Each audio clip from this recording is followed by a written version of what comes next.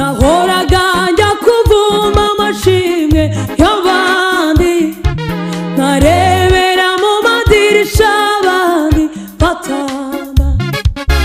Yesu utarabanura ku butoni araza azura